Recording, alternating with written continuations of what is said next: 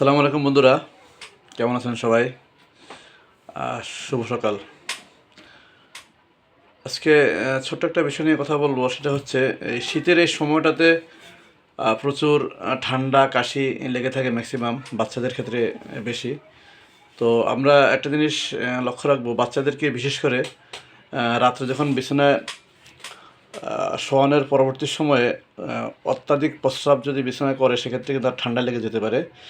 সেক্ষেত্রে আমরা Pampers use করতে পারি। সেটা হলো রাত্রে বিশেষ করে 11টার পর থেকে সকাল পর্যন্ত 24 আওয়ার্স নয়, 24 ঘন্টা প্যাম্পার্স পরা থাকলে বাচ্চাদের র্যাশ হয়ে যায়, রানের চিপা বা হিপে র্যাশ হয়ে যায়। সেক্ষেত্রে আবার আর একটা রোগ বেড়ে গেল।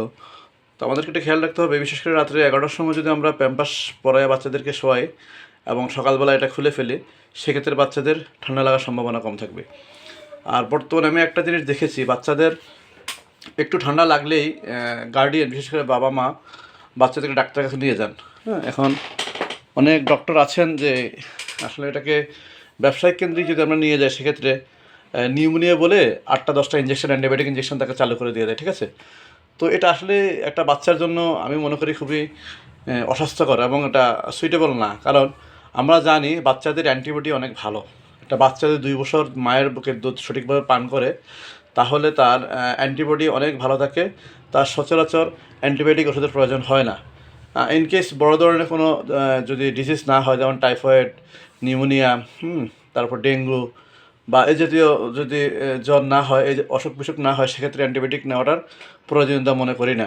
বাট আমাদের গ্রাম অঞ্চলে বলেন বা বিভিন্ন জায়গা বলেন, আমি নিজে দেখেছি গত 2 বছরে অনেক বাচ্চাদের কী হয়, একটু ঠান্ডা লাগছে, একটু অ্যাজমা ভাব আছে, হ্যাঁ, ফুসফুসে আনক্লিয়ার, সেক্ষেত্রে তাকে নিউমোনিয়া বলে অনেকগুলো অ্যান্টিবায়োটিক ইঞ্জেকশন অ্যাডভাইস করে দেয়। তো এই বিষয়টা আমার মনে হয় পরিহার করা উচিত। এজন্য উচিত যে ঠান্ডা লাগলেই নিউমোনিয়া মনে করা যাবে না। তো এটা থেকে প্রথমে পরিত্রাণের উপায় হলো অবশ্যই বাচ্চার যেন ঠান্ডা না লাগে।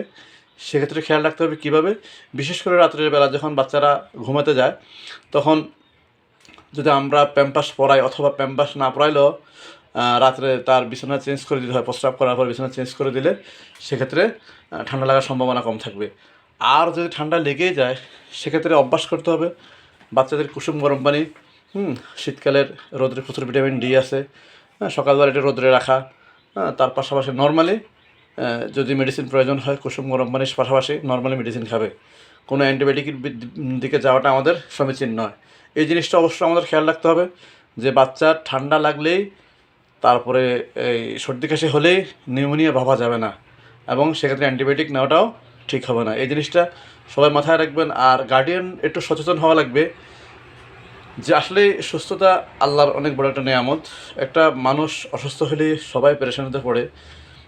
বাই চ্যানেল অনুযায়ী হয়তো বাচ্চা অসুস্থ হলে বাবা মা, তারপরে স্বামী অসুস্থ হলে স্ত্রী, স্ত্রী অসুস্থ হলে স্বামী।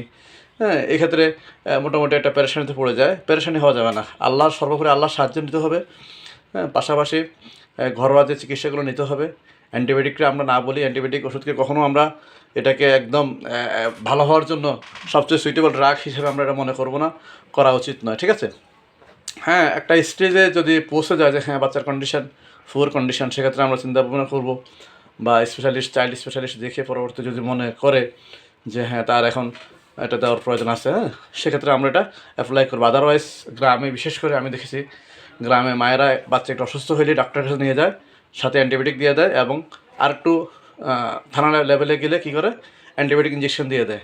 তো এই জিনিসটা আসলে আমাদেরকে অ্যাভয়েড করতে হবে। আমি সর্বোপরি বলবো বাচ্চার ঠান্ডা লাগা থেকে আগে খেয়াল রাখতে হবে যেন ঠান্ডা না লাগে। সেক্ষেত্রে বাচ্চার বিছানা যেন স্যাঁতস্যাঁতে ভিজা না থাকে, তারপরে সকালবেলায় বা ভোরবেলায় তার গলায় ঠান্ডা না লাগে সেই দিকে খেয়াল রাখতে হবে। ঠিক আছে? তাহলে ইনশাল্লাহ আপনার বাচ্চা ভালো থাকবে, সুস্থ থাকবে। সবাই ভালো থাকবেন। ধন্যবাদ।